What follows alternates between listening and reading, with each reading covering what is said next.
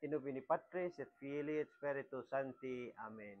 Magandang umaga sa ating lahat, saan man panig ng buong mundo, mga nakikinig at nanonood ngayon, atin naman pakinggan ang mabuting balita ng Panginoon ayon kay San Marcos. Glory to you, Lord Jesus Christ. Noong panahong iyon, nakita ni Jesus ang napakaraming tao.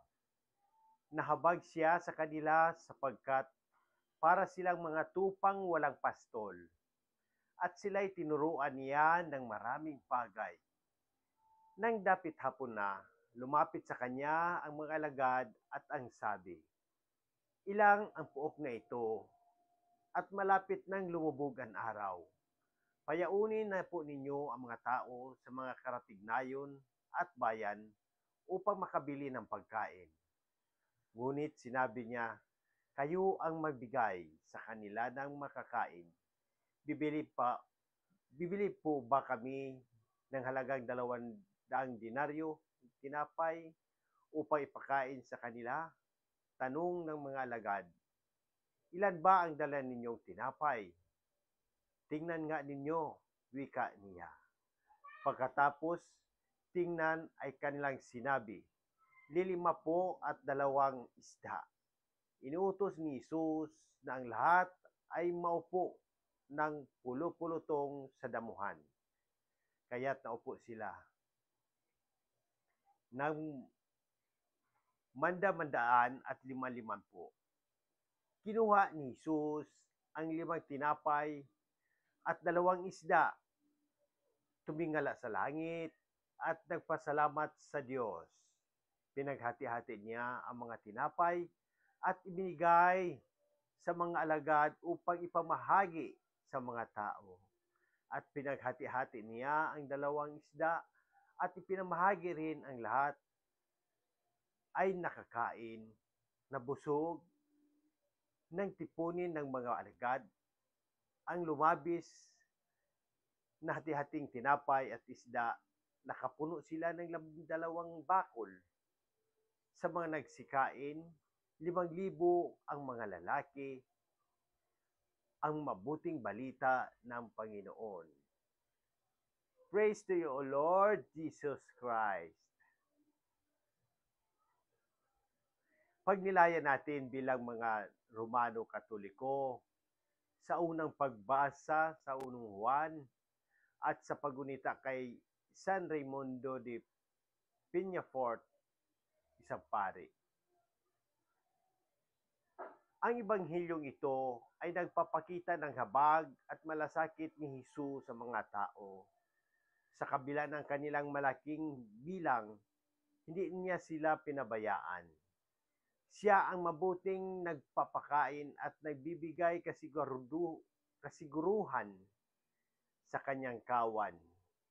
Ang himala ng pagpaparami ng tinapay at isda ay paalaala na ang Diyos ang tumutugon sa ating mga pangangailangan. Kahit sa tila imposible mga sitwasyon, ang tagpong ito rin ay magbibigay diin sa kahalagahan ng pagtutulungan. Bagamat kakaunti ang dala ng mga alagad, ginamit ito ni Jesus upang pakainin ang marami. Ipinapakita nito na anumang maliit na maibabahagi natin ay kayang paramihin ng Diyos upang makatulong sa iba.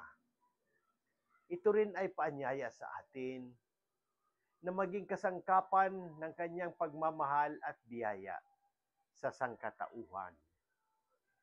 Sa unang pagbasa, ipinapalala ni San Juan na ang Diyos ay pag-ibig.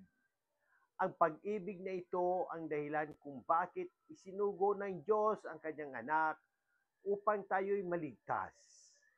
Ito ang pinakapundasyon ng ating pananampalataya. Ang walang pagsubaling pagmamahal ng Diyos sa atin. Ang pagmamahal na ito ay dapat nating tularan sa ating pakikitungo sa ating kapwa. Ang pagpapatawad, pag-unawa at malasakit. Si San Raimundo Peñafort ay isang pari na kilala sa kanyang karunungan, kabanalan at dedikasyon sa pagpapalaganap ng Ebanghelyo.